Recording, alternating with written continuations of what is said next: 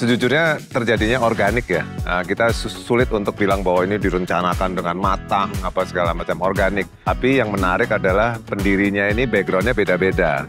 Ya rada-rada risih kalau dibilang tadi ide itu harus brilliant gitu. Kadang-kadang ide itu nggak perlu brilliant. Justru yang perlu cemerlang gitu ya. Itu adalah purpose-nya. Yang perlu diperhatikan adalah justru tadi aset kebudayaan atau yang dibilang sama Wendy adalah skena.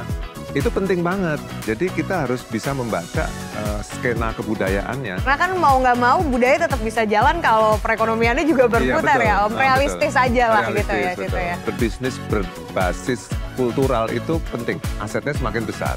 Jadi itu yang harus kita leverage.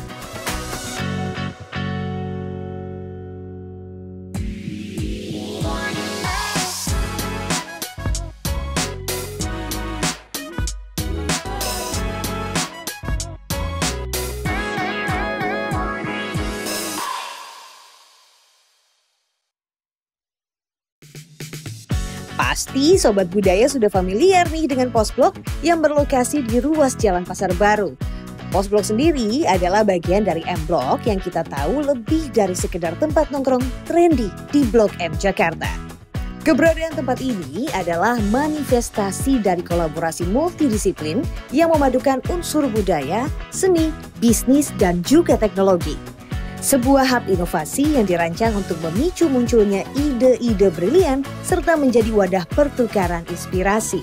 Selamat pagi Sobat Budaya, senang sekali hari ini saya mau ngajak Sobat Budaya semuanya untuk nongkrong-nongkrong. Karena pagi ini spesial banget saya udah ada di salah satu tempat tongkrongan seru di kawasan Jakarta Pusat, tepatnya di Pasar Baru. Saya ada di Postblok, tempatnya menarik sekali tapi akan lebih menarik kalau saya ngobrolnya ditemenin sama co-founder dari M Block Group. Abis ini saya udah janjian, orangnya udah lagi nungguin. Let's go.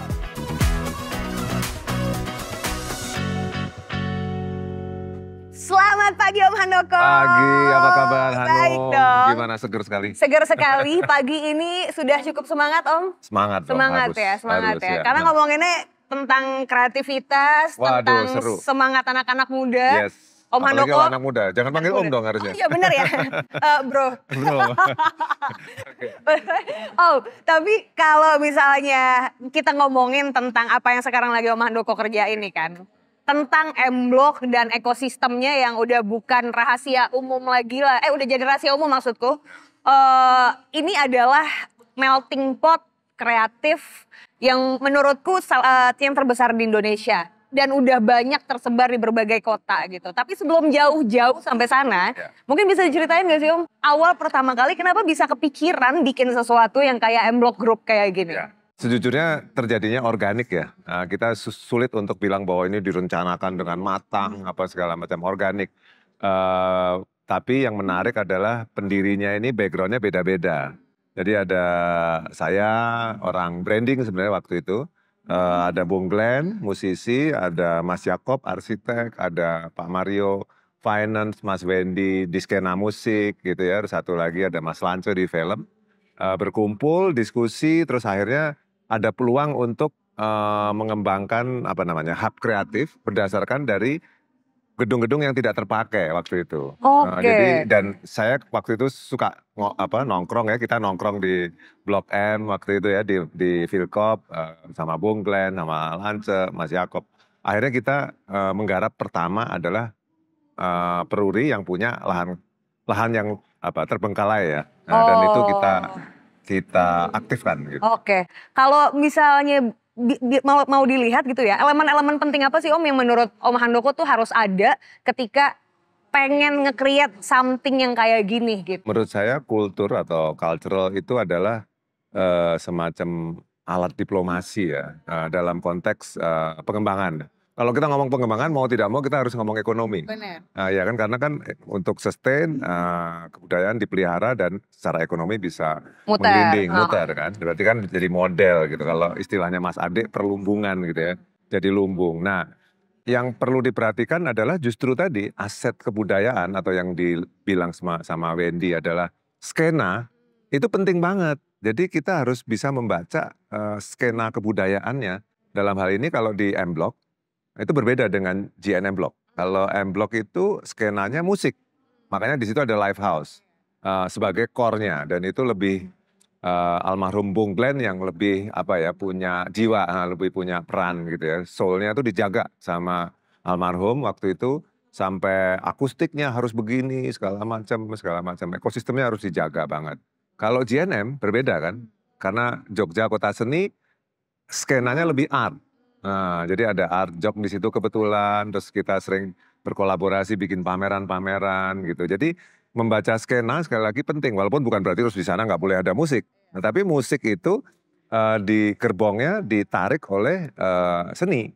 Kalau di M-Block gerbongnya musik bisa menarik film, bisa menarik fashion dan lain-lain gitu. Yang ngelitnya musiknya. Yes, ya, sesimpel itu ya. Ini resepnya kurang lebih. Om, sekarang kan ada yang namanya istilah culturepreneur kan Om. Yes. Kalau ini dikaitin sama yang lagi Om Handoko dan teman-teman lakukan di M-Block Group dan juga kalau kita ngeliat perkembangan sekarang kan anak-anak muda tuh kreatif-kreatif banget ya Om ya. Dengan bagaimana mereka tetap bisa nge-create sesuatu sendiri, menghasilkan dari situ tapi berbasiskan budaya gitu. Menurut Om Handoko, elemen-elemen apa aja yang harus dimilikin sama mereka yang lagi ngerintis ini? Ya, jadi memang kita lagi sering banget memakai kata culture ya. Tapi Culture.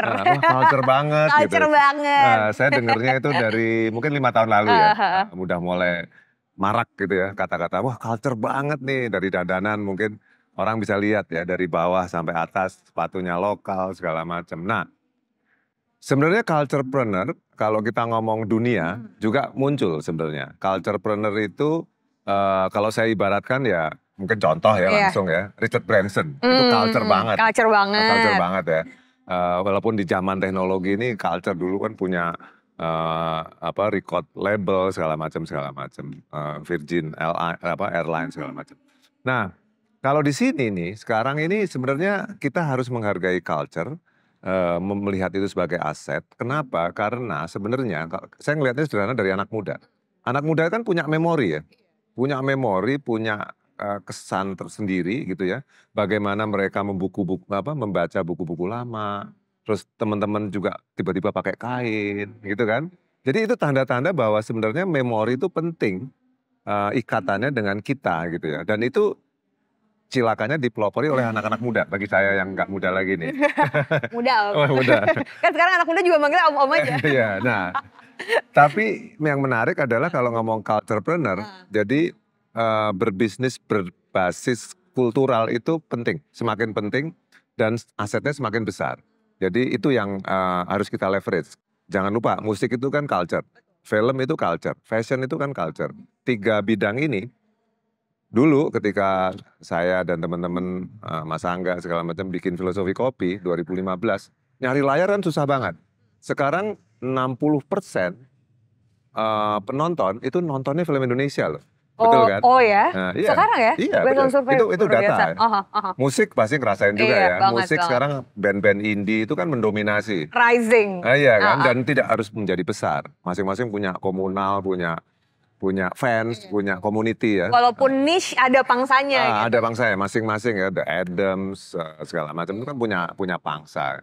Jadi menurut saya itulah. Jadi being small atau community itu menjadi sesuatu yang menarik dan itulah culturalpreneur bisa berkembang. Oke, Om, tapi apa stakes-nya? Apa kesulitan yang biasanya dihadapin sama teman-teman yang lagi ngerintis ini dan gimana cara way out-nya gitu, cara nyari jalan keluarnya supaya nggak putus di tengah jalan? Sebenarnya kalau bagi saya justru asik ya, seru ya. Kayak misalnya teman-teman yang berminat di food gitu ya, F&B gitu, kan bisa menggali misalnya resep-resep lokal gitu kan, menggarap kebudayaan atau misalnya arsip-arsip lama diolah lagi, sama seperti di fashion, sama seperti di musik. Jadi sebenarnya saya yakin kalau ngomong resep ya jeli-jelilah kita membaca culture, plus ya berjejaring, kolaborasi, kan nggak bisa sendiri. Dan kalau bisa cross juga, misalnya bukan orang musik kolaborasi sama orang musik kolaborasi sama seniman, visual gitu-gitu ya, dan misalnya kolaborasi juga sama chef gitu-gitu. Jadi sebenarnya terbuka sama barista gitu-gitu. Jadi seru sih. Dan yang saya lihat misalnya mocktail gitu ya. Mocktail sekarang berkembang justru anak-anak muda terdorong untuk memahami sourcing kan. Jadi hulu hilir. Jadi malah pergi ke pasar, beli rempah gitu kan, dicampur segala macam. Jadi eksperimentasi budaya itu seru menurut saya. Iya. Dan kebetulan saya juga belajar dari kopi, kebetulan saya bagian dari filosofi kopi. Saya dari kopi belajar banyak gitu kan. Kan ngopi orang Indonesia dengan, jangankan jauh-jauh ya, Sumatera sama Jawa aja udah beda gitu ya. Apalagi Indonesia, saya katakanlah dengan Skandinavia gitu ya, atau dengan Melbourne gitu. Melbourne kan pagi ngopinya. Indonesia tuh jangan lupa loh, pagi, siang, malam. Kayak minum obat. Kalau mungkin di Melbourne atau di Eropa minum kopi malam aneh ya. Iya benar. Agak weirdo ya. Makanya beda budaya itu juga tentang culture tuh ya Om. Karena apa? Culture ngopinya beda. Berarti ngopi kan maknanya ya mungkin mau curhat. Iya benar. Mau sekedar eksis atau lepas pusing aja gitu biar nggak pening ya. Di rumah juga ada kopi, kenapa harus ke kedai kopi gitu iya kan. benar. Om tapi ngomong-ngomong di sini ada kopi nggak? Ada ya. Kita sambil ngopi kali abis ini. Boleh. Let's go. Ayo. Melalui KBKM, Kemah Budaya Kaum Muda, generasi muda dibimbing untuk menggabungkan semangat kreativitas budaya dengan inovasi, menghasilkan solusi yang segar dan relevan dalam menghargai kekayaan budaya sebagai inspirasi di tengah dinamika zaman yang terus berkembang. Salah satu harapan KBKM tentunya adalah munculnya insan-insan culturepreneur yang dapat menjadi pionir dalam upaya pemajuan kebudayaan. Nah Om, cocok banget. Kita ngopi dulu Om. Sip, ini yuk. Cuacanya nggak panas, nggak adem, tapi enak banget gitu untuk nyeruput dikit ya Om. Ngopi. Luar biasa. Om Handoko, aku penasaran. Kalau Om Handoko di-challenge untuk bikin produk budaya, apa yang pengen Om Handoko bikin? Waduh, banyak ya. Saya sedang tertarik dengan fashion sebenarnya, fashion dan produk. Bukan jadi fashion designer ya, jangan. Tapi in fashion gitu ya. Tapi ini bukti dari kolaborasi ya.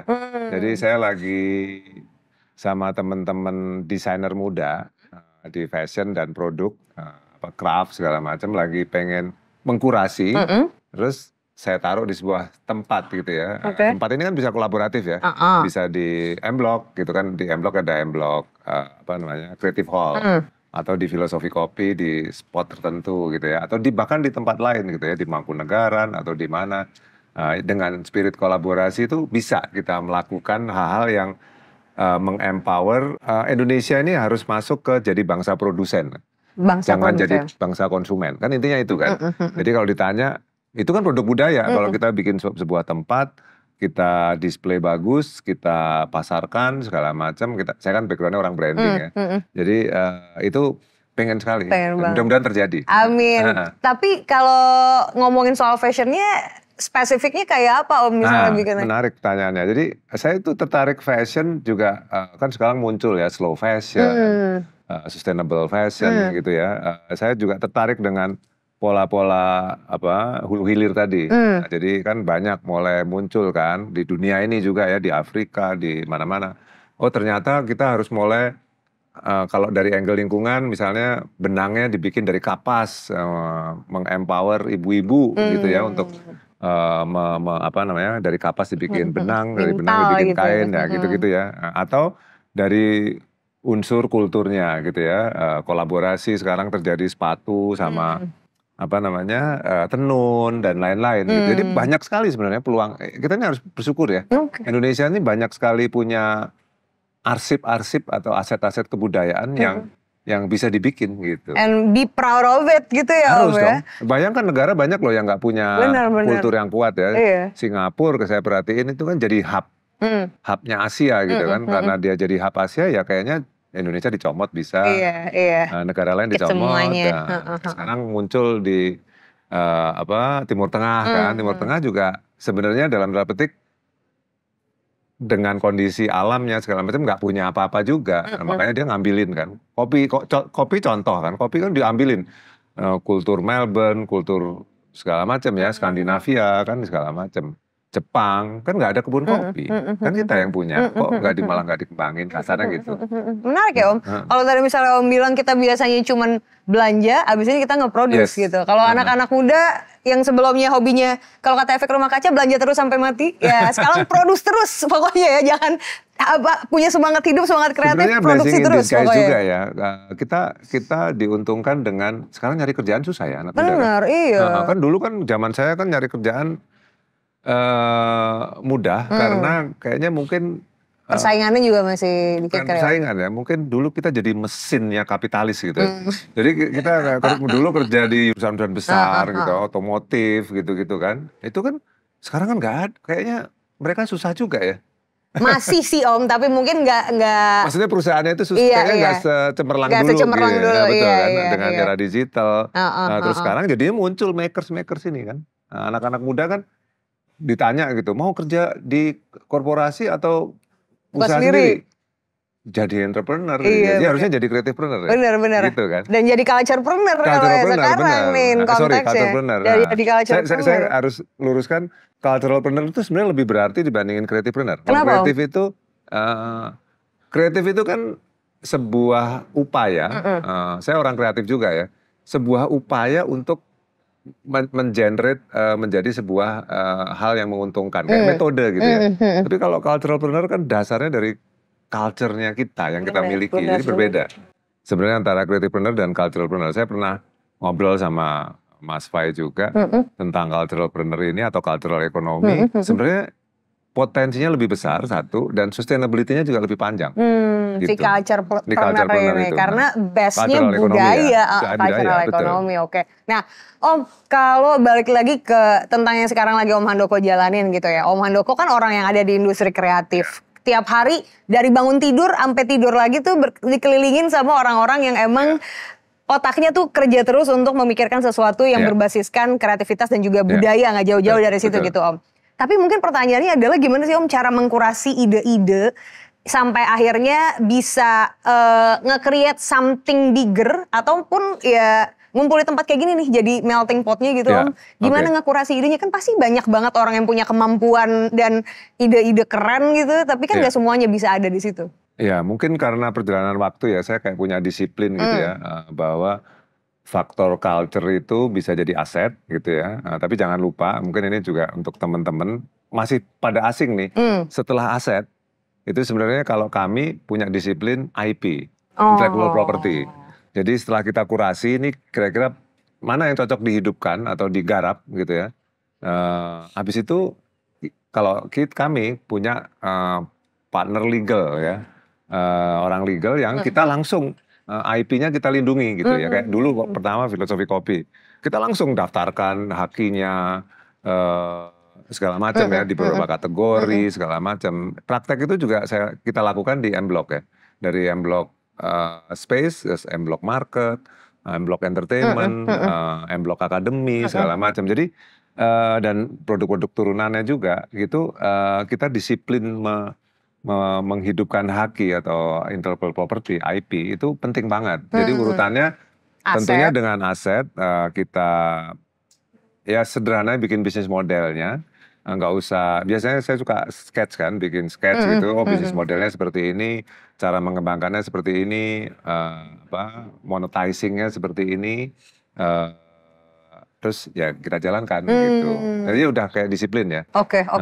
Itu kalau spesifik kurasi idenya Om, dari misalnya Om Handoko ketemu Hanum, ketemu teman-teman yang lain, kita sama-sama punya ide yang sama briliannya gitu. Terus datang ke Om Handoko, Om, kita pengen masuk ke jaringannya M-Block gitu misalnya, atau ke tempat satu kreatif hub lain gitu.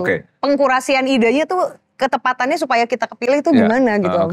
Sebenarnya saya ya rada-rada risih kalau dibilang tadi ide itu harus brilian gitu. Kadang-kadang ide itu nggak perlu brilian gitu. Kadang-kadang justru yang perlu cemerlang gitu ya, itu adalah purpose-nya, tujuannya harus cemerlang gitu. Kayak misalnya, oh ini adalah untuk tadi misalnya mengembangkan ibu-ibu untuk memulihkan lagi baju yang ramah lingkungan, tidak membuat sampah dengan benang dan kapas gitu kan. Mulai jarang kan, sekarang kan baju kan mengandung plastik, susah diurai segala macam.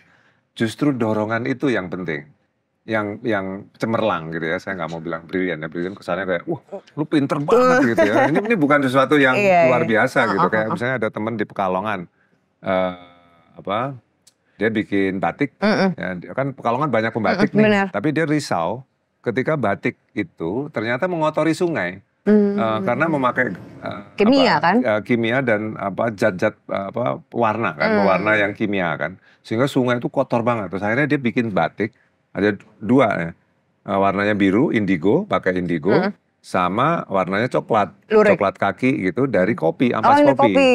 Jadi pewarnaannya dari itu. Jadi hal-hal kayak gitu menurut saya dibilang cemerlang ya sebenarnya biasa ya, biasa aja. Tapi purpose-nya tuh, wah gila kamu mulia sekali ya, baik sekali gitu. Jadi kalau di kebudayaan istilahnya praktek baik. Praktek baik. Jadi mungkin cara mengkurasinya itu praktek baik atau tidak gitu. Itu yang saya seneng diskusi sama teman-teman kebudayaan ya. Oh praktek baik itu ternyata harus, ya kayak ini kan praktek baik ya.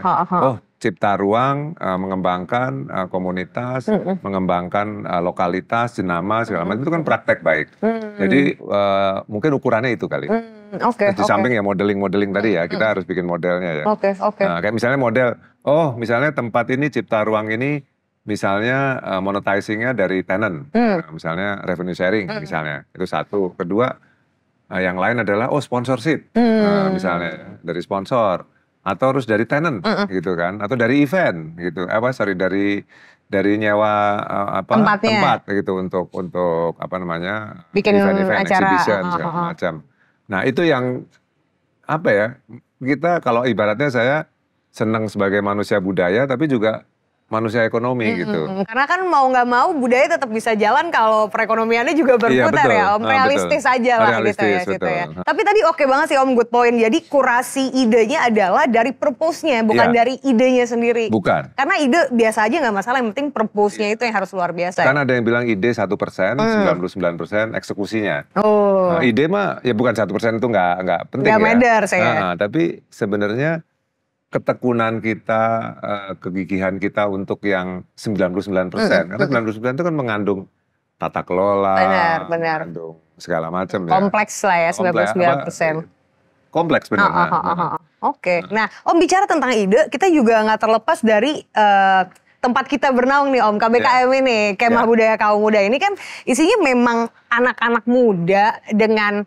ide-ide yang impactful aku nyebutnya ya Om ya. Karena apa yang mereka create ini kan mereka tidak hanya memikirkan produknya tapi sustainability dan juga efek yang ditimbulkan dari apa yang mereka bikin gitu. Nah kalau menurut Om Handoko sendiri dengan berjalannya KBKM yang mungkin alumninya sekarang udah banyak sekali Om sampai saat ini gitu. Menurut Om Handoko seperti apa sih movement-movement kayak gini tuh kan nyenengin ya Om ya, positif banget. Karena forum kayak gini-gini, kayak KBKM itu menurut saya sih penting ya, dan harus diperbanyak ya. Dan ditingkatin terus kualitasnya terus ya, karena juga perubahan kan ada terus gitu ya. Nah yang menarik adalah memang balik lagi ke praktek baik. Praktek baik itu memang harus ditularkan dan katakanlah disosialisasikan, saling diajarkan, sharing gitu-gitu ya. Kenapa? Kalau menurut saya yang paling penting sebenarnya percaya diri. Karena kalau sekarang itu ibaratnya anak muda pengen gitu, tapi kan kita harus sadar juga kita nggak bisa melakukannya sendiri.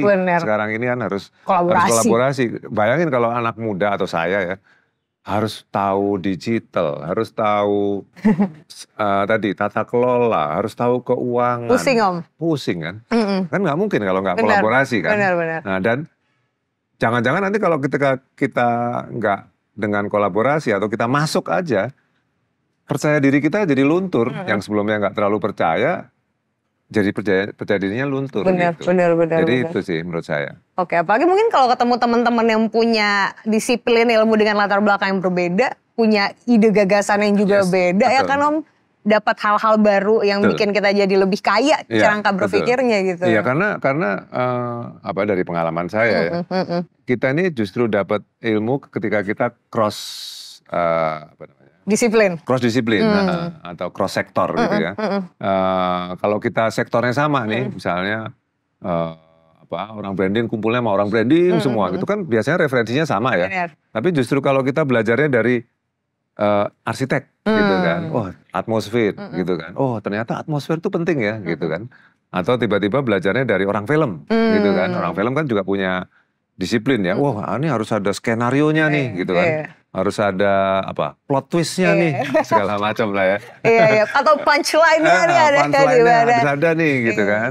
Nah itu kan jadi belajar ya. Benar. Jadi kekayaan kita sebenarnya ketika kita sebenarnya kolaborasi. Makanya bukan dalam arti kolaborasi terus ngumpul aja ya. Benar.